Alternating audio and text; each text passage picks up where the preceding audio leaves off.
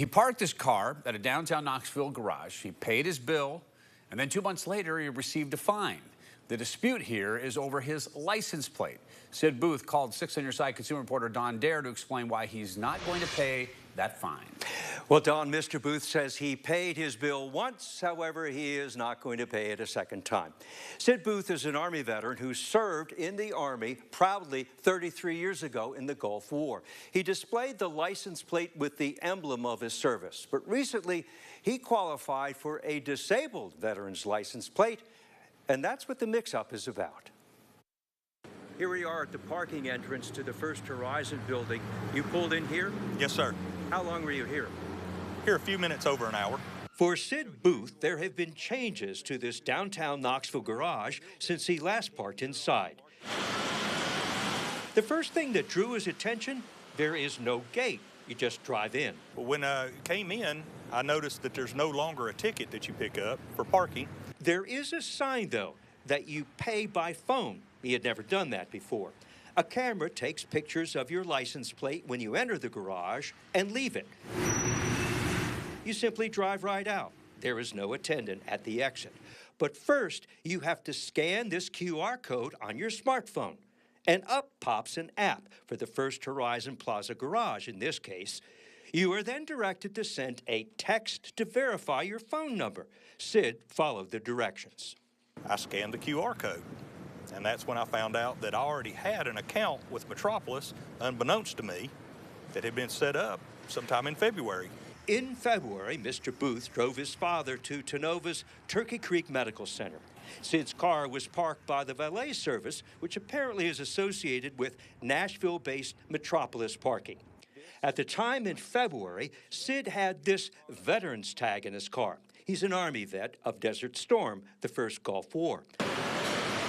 But when he pulled into the downtown garage in March, he had just received and put a different tag in his car.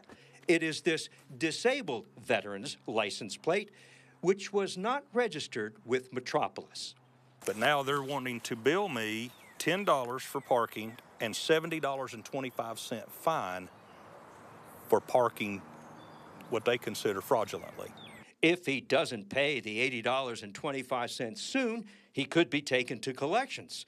But Sid has a receipt showing he paid the parking bill in March. We see where I entered the garage, and they took a picture of that. They see where I exited the garage, and they took a picture of that. The picture, however, has your disabled veteran's tag on it. Correct. Not this one. Yes, sir, that is correct. I don't owe it because I went back and looked at my credit card statement, and there is a charge. Sid's bank statement indicates Metropolis Parking received $5.99 on March 28th, the day after his visit. Using their app, he contacted the parking company the day of his visit, March 27th. I emailed the company through their app, through their Contact Us. I emailed them that there was a mix-up in the plates, and then they billed me based on that email I sent them, $5.99. With the bill paid, he asks, why is he being fined $80? They found out enough information to know my name and address to be able to send me this fine. Well, they should have cross-referenced their records to say, hey, this guy does have an account, and he was there this day. We got an email from him, and we've already charged him for the parking. Are you going to pay this fine? No, sir, I'm not. I don't feel like I owe the fine. We found a number and called Metropolis Parking and explained the mix-up over Mr. Booth's fine. We were told the company will investigate the issue, but it may take up to 3 days to respond. We have not heard back, and neither has Sid. His position is the company did not do its due diligence when they sent him that fine. Sid says lots of people get new license plates, but presently he couldn't find a way in their system to notify the company when you get a new license plate. We'll continue to follow this story, Don. Yeah, there's a couple issues there that need follow-up. That's for sure, Don. Thank you. If you have a consumer question for Don, send him an email at ddare@wate.com. You can also give him a call, record a message. Be clear and concise there, 865-633-6923.